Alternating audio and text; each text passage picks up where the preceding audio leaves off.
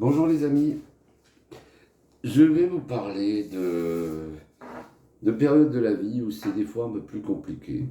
On est tous soumis à des moments un peu difficiles où, suite à un conflit, suite à une séparation, suite à des difficultés financières, suite à des difficultés dans nos entreprises, on est un peu à la ramasse, je dirais.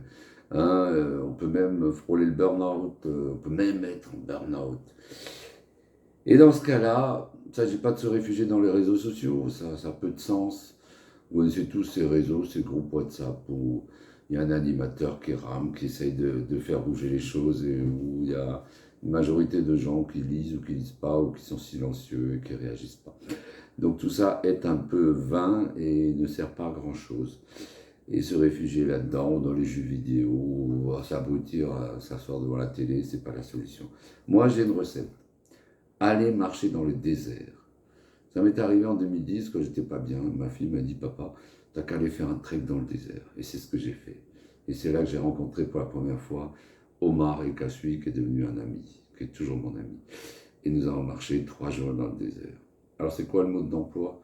C'est facile, on prend un avion Royal Air Maroc, on atterrit à Marrakech, on prend le bus de ligne ou on se fait accueillir à Marrakech. Et on dort une nuit dans un lit. Et après, c'est le départ le matin. On équipe les dromadaires, on met toutes les affaires sur les dromadaires. Les tapis pour s'asseoir, pour se coucher, les matelas, les habits, pas besoin de beaucoup d'habits, hein, une djellaba et puis une chèche, les aliments pour manger, etc. Et on se met en route au petit matin au lever du soleil. Et on marche. Et on marche lentement au pas du dromadaire. Tac, tac, tac, tac, tac. Les dromadaires ont une régularité de marche assez extraordinaire. Avec Omar, on avait calculé l'anthrax, enfin l'espacement des pas, et on avait compté le nombre de pas qu'il faisait à la minute, et on a trouvé qu'on faisait du 3 km/h.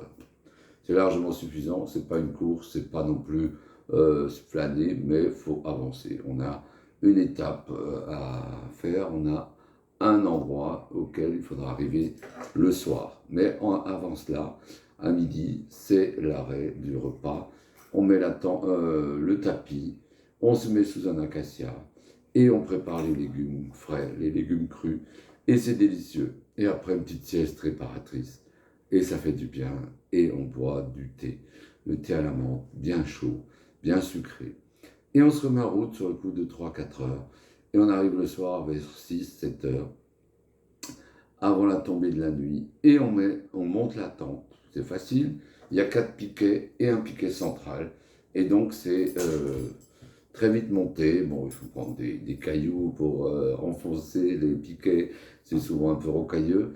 Et puis, on met la tente, le tapis au milieu, on met les matelas et on prépare le repas sur les réchauds. Et là, c'est souvent des bons couscous, c'est des bons tagines. Et là, on se délecte, et on discute. Et là, c'est le bilan de la journée. Ah, c'était bien. Tu as vu ça? Tu as vu cette petite fleur? Tu as vu? On s'est fait inviter par les Berbères. Et oui, les Berbères, c'est ça, c'est l'hospitalité même. Ils vous ouvrent les bras, ils ne vous connaissent pas, mais c'est très chaleureux. Et puis le pain de sable, vous préparez dans un... Vous enlevez le sable, vous mettez des brindilles, vous faites chauffer le sable, et ensuite vous mettez le pain, la pâte de pain qui est étalée sur cet endroit chaud, vous remettez du sable chaud, et puis vous attendez 20 minutes, et c'est délicieux. Vous enlevez les graines de sable, et c'est délicieux, c'est du pain de sable.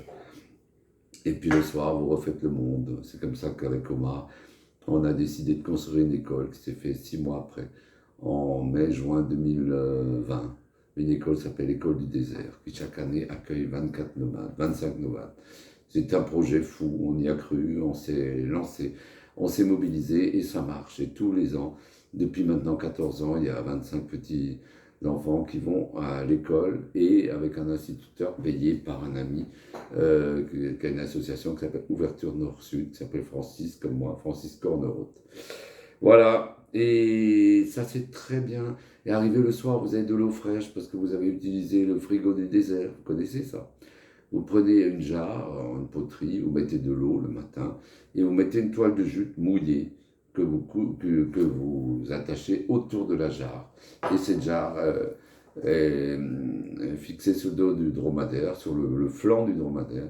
Et l'eau, pendant la marche, s'évapore. Enfin, les rayons de soleil tapent sur la jarre. L'eau de la toile de jute s'évapore et par là même aspire les calories de l'eau. Et vous arrivez le soir, vous avez de l'eau fraîche. C'est délicieux. Et bien sûr, vous faites le débriefing, vous parlez. Ah, qu'est-ce que c'était bien. Ah, oui. Et puis vous donnez les restes au dromadaire. Et vous dormez d'un sommeil du juste, sans stress, sans rêve, sans cauchemar. C'est délicieux. Et le lendemain, au petit matin, c'est pareil. On prend le petit déjeuner, on se brosse les dents, on laisse rien derrière nous, on a plié la tente, tout est monté sur le dromadaire. Et c'est reparti pour le deuxième jour, une troisième journée, etc. Et c'est magnifique. Et ça, je vous garantis, les amis, si vous faites ça, vous n'avez pas de stress, vous arrivez, vous avez l'impression de marcher sur de la boîte. Vous connaissez ça? C'est la boîte que je préfère. Voilà, j'en profite pour montrer le tableau qui est derrière moi. C'est un deuxième tableau de Svetlana Manen, il s'appelle Une rue de Capri. Capri, vous connaissez, c'est en Italie, c'est là où c'est pas fini. Capri, c'est fini, etc.